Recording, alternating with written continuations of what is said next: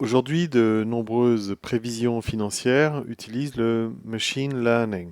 Pourtant, cette approche n'est pas apparue parce que les modèles statistiques traditionnels étaient mauvais. Elle est apparue parce que certains problèmes devenaient difficiles à résoudre avec les méthodes classiques.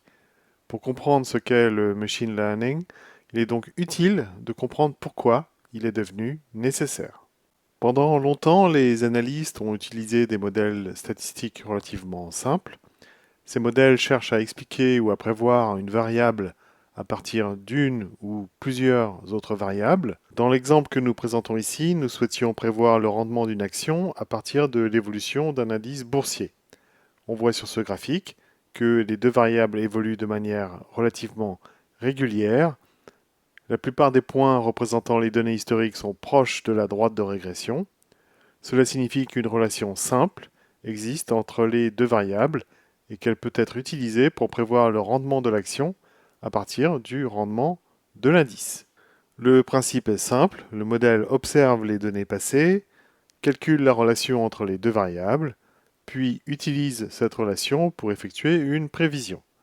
Dans de nombreuses situations, cette méthode fonctionne très bien, et à ce stade, rien ne justifie encore l'utilisation du machine learning. Mais les difficultés apparaissent lorsque la réalité devient plus complexe. En pratique, le rendement d'une action dépend rarement d'une seule variable. Il peut être influencé par les taux d'intérêt, l'inflation, les bénéfices de l'entreprise, les prix des matières premières, le taux de change, la volatilité des marchés ou encore des indicateurs économiques. Toutes ces informations peuvent agir simultanément, mais certaines ont une influence importante, tandis que d'autres n'ont qu'un effet limité, et certaines deviennent importantes uniquement dans certaines conditions de marché. La situation devient donc beaucoup plus difficile à modéliser. Les modèles statistiques traditionnels peuvent déjà prendre en compte plusieurs variables, cependant ils reposent souvent sur des hypothèses relativement simples concernant les relations entre ces variables. Or, les marchés financiers évoluent. Une relation qui a été observée pendant plusieurs années peut disparaître et de nouvelles relations peuvent apparaître. De plus, l'influence d'une variable peut augmenter ou diminuer au fil du temps.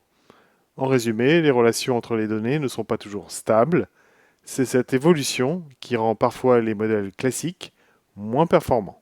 C'est dans ce contexte que le machine learning est apparu. Son objectif est de construire des modèles capables d'exploiter un plus grand nombre de variables et de prendre en compte des relations plus complexes entre elles. Plutôt que de définir à l'avance la forme exacte de ces relations, le modèle les apprend à partir des données utilisées pour son entraînement. Le rôle de l'analyste ne disparaît pas, puisque celui-ci doit toujours sélectionner les données, vérifier leur qualité, choisir le modèle approprié et contrôler les résultats obtenus. Le machine learning automatise une partie de l'analyse, mais il ne remplace pas le raisonnement humain. Il est également important de comprendre qu'un modèle plus complexe n'est pas forcément un meilleur modèle.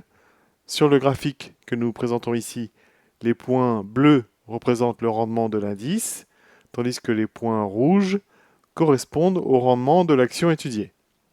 La courbe rouge, obtenue à l'aide d'un polynôme de degré élevé, passe très près de chacun des points rouges. Ce modèle complexe reproduit presque parfaitement les données passées.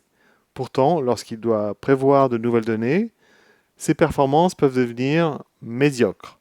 On parle alors de surapprentissage, overfitting en anglais.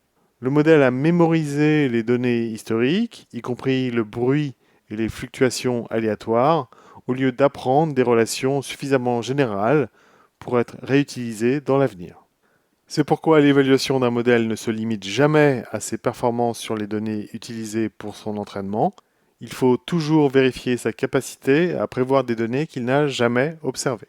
Pour conclure, le machine learning ne remplace pas les méthodes statistiques traditionnelles, car il ne faut pas utiliser systématiquement le machine learning. Dans certaines situations, un modèle statistique classique reste le meilleur choix. Il est plus simple à construire, plus facile à interpréter, et il nécessite souvent moins de données. En revanche, le machine learning devient particulièrement intéressant lorsque les données sont nombreuses, que les relations entre les variables sont complexes ou qu'elles évoluent au cours du temps. Le machine learning n'est donc qu'un outil disponible parmi d'autres et le choix de l'outil approprié dépend du problème à résoudre.